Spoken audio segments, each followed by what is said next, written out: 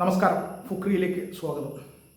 Didier ദശാംസ് ഫ്രാൻസിൻ്റെ എക്കാലത്തെയും മികച്ച coach, ഫ്രാൻസിൻ്റെ മാത്രമല്ല ലോക ഫുട്ബോൾ കണ്ട എക്കാലത്തെയും മികച്ച കോച്ചുകളുള്ള ഒരാളാണ് ദിദിയർ ദശാംസ്.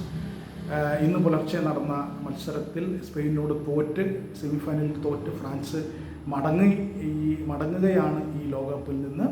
അപ്പോൾ ഈ ലോകകപ്പോടുകൂടി ദിദിയർ ദശാംസ് വിരമിക്കും എന്ന് നേരത്തെ തന്നെ, അതായത് കോച്ച് സ്ഥാനത്ത് നിന്ന് മാറും ഫ്രാൻസിൻ്റെ എന്ന് നേരത്തെ തന്നെ തീരുമാനിക്കപ്പെട്ടതാണ്. പകരം അവരുടെ ഇതിഹാസ താരം സിനദിൻ സിദാൻ വരും എന്നുള്ളത് നേരത്തെ തന്നെ തീരുമാനിച്ചതാണ്. സിനദിൻ സിദാനും ദശാംസും ഒക്കെ ഒരുമിച്ച് കളിച്ചതാണ് 1998 ലോകകപ്പിൽ.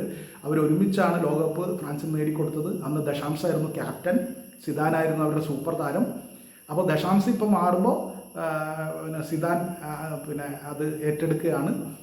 ദശാംസ് 14 കൊല്ലം 2012 ഫ്രാൻസിൻ്റെ കോച്ചായിട്ട് സ്ഥാനം ഏറ്റെടുക്കുന്നത്. അദ്ദേഹം സ്ഥാനം ഏറ്റെടുത്തതിന് ശേഷം യൂറോ കപ്പ് ജയിച്ചു, ലോകകപ്പ് 2018 ലോകകപ്പ് ജയിച്ചു, 2022 ലോകകപ്പ് ഫൈനലിലെത്തി. പക്ഷേ അർജൻറ്റീനയോട് തോറ്റു.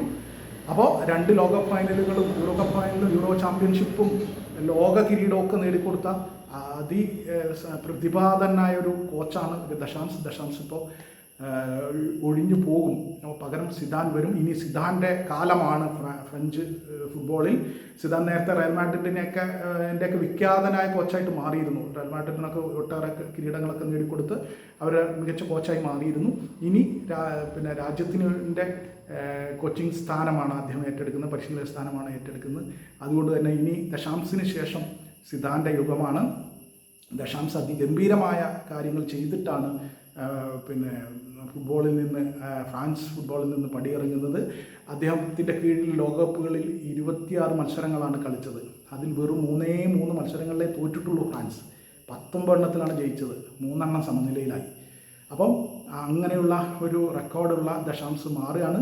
പകരം ദശാംസിനേക്കാൾ ഒട്ടും മോശക്കാരനല്ല, ദശാംസിനൊപ്പം നിൽക്കുന്ന ഒരു പരിശീലകൻ തന്നെയാണ് ഫ്രാൻസിന് വരുന്നത്, സിനദീൻ സിദാൻ. അപ്പോൾ ഇനി നമുക്ക് സിദാൻ യുഗത്തിനായി കാത്തിരിക്കാം.